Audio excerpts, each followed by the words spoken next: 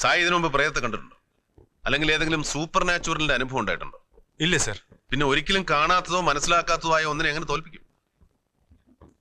സായി എന്ന് തോൽപ്പിക്കാൻ ശ്രമിച്ചത് സായിയുടെ മനസ്സിന്റെ അടിത്തട്ടിലുള്ള ഭൂതപ്രേതാദികളെ കുറിച്ചുള്ള ഓർമ്മകളെയും ഭയങ്ങളെയും. ഈ മുറിയെന്ന് വേണ്ട, ജസ്റ്റ് എനി റൂം.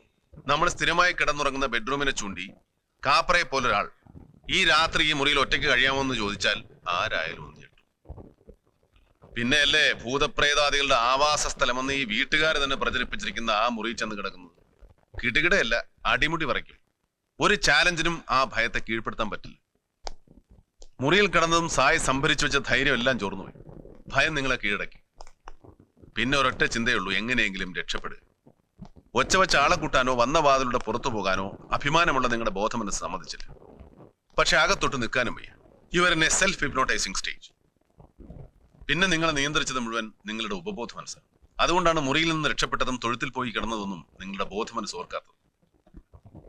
സായി എന്ന് രക്ഷപ്പെട്ടത് എങ്ങനെയാണെന്ന് അറിയണ്ടേ?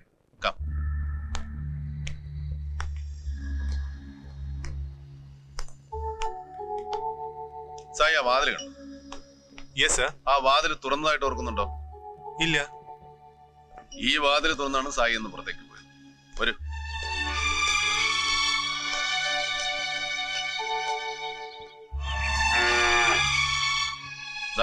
ഇതിലൂടെ ഇറങ്ങി ഓട് വഴി രക്ഷപ്പെടുകയായിരുന്നു. അതിനിടെ എവിടെയോ കാല് തട്ടിമുറി. ഒരു ഹിപ്നോട്ടിസ്റ്റിനെ കണ്ടാൽ കുറച്ചുകൂടെ ബോധ്യമാവും. വേണ്ട സർ, എനിക്ക് ബോധ്യമായി.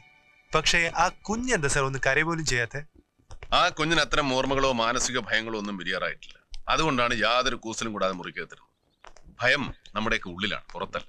ഈ ഭയം എങ്ങനെ ഇല്ലാതാക്കും? ഭയത്തെ മനസ്സിലാക്കണം, നിരീക്ഷിക്കണം.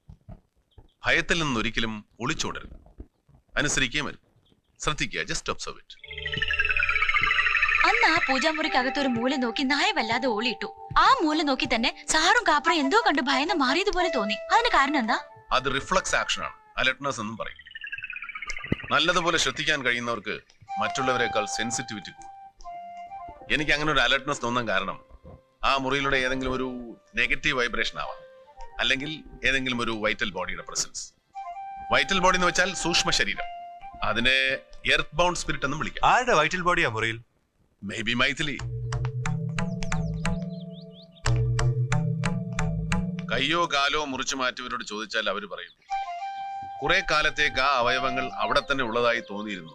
അതിന് കാരണം ആ വാക്വം ഈ വൈറ്റൽ ബോഡി ഫില്ല് ചെയ്യുന്നുണ്ട്. ഈ പ്രേതം എന്നൊക്കെ കേൾക്കുമ്പോ ഉള്ളിലെ ഓർമ്മ വെച്ച് ഭയപ്പെടേണ്ടയോ പരിഭ്രമിക്കേണ്ടയോ കാര്യമില്ല. ആര് മരിച്ചാലും ഈ സൂക്ഷ്മ ശരീരം ശേഷിക്കും. അതുകൊണ്ടാണ് അതിന് ശേഷമുള്ള ക്രിയകൾക്ക് ശേഷക്രിയ എന്ന് പറയുന്നത്. അത് ഓരോരുത്തരുടെ മതവിശ്വാസം അനുസരിച്ച് മാറിയെന്നിരിക്കും. അല്ലാതെ പ്രേത ആരെയും പേടിപ്പിക്കില്ല, പ്രതികാരം ചെയ്യില്ല. വേഷം മാറാനോ വെള്ളസാരി കൊടുത്ത് പാട്ടുപാടി നടക്കാനോ ഒന്നും പ്രേതത്തിന് കഴിയില്ല. പിന്നെ എന്തിനാ സാർ അതിന് ദോഷമെന്ന് പറയുന്നത്? ആത്മഹത്യ, കൊലപാതകം തുടങ്ങിയ ദുർമരണങ്ങൾ സംഭവിച്ചവരുടെ സൂക്ഷ്മ ശരീരം ചിലപ്പോൾ ദോഷകരമായി നൽകും. ആ വൈറ്റൽ ഫോഴ്സ് അതുമായി ബന്ധപ്പെട്ടവരുടെ ജീവിതത്തെ പ്രതികൂലമായി ബാധിക്കും എന്ന് പറയാറുണ്ട്. ഈ പ്രേതബാധ ഒഴിപ്പിക്കാൻ എന്തൊക്കെ കർമ്മം ചെയ്തു, എന്നിട്ടും എന്താ അത് ഇവിടുന്ന് പോവാത്തത്? അതിന്റെ കാരണവും ഈ കേസിന്റെ അന്വേഷണത്തിന്റെ അവസാനം കണ്ടെത്തുമെന്ന് പ്രതീക്ഷിക്കാം. ഏതായാലും ഒരു കാര്യം ഉറപ്പിച്ചു പറയാം, മൈഥിലിയുടെ മരണത്തെക്കുറിച്ച് മറ്റു ചിലർ കൂടെ അറിവുണ്ട്. അത് ഭൂതമായാലും പ്രേതമായാലും മനുഷ്യരായാലും കണ്ടുപിടിച്ചിരിക്കും.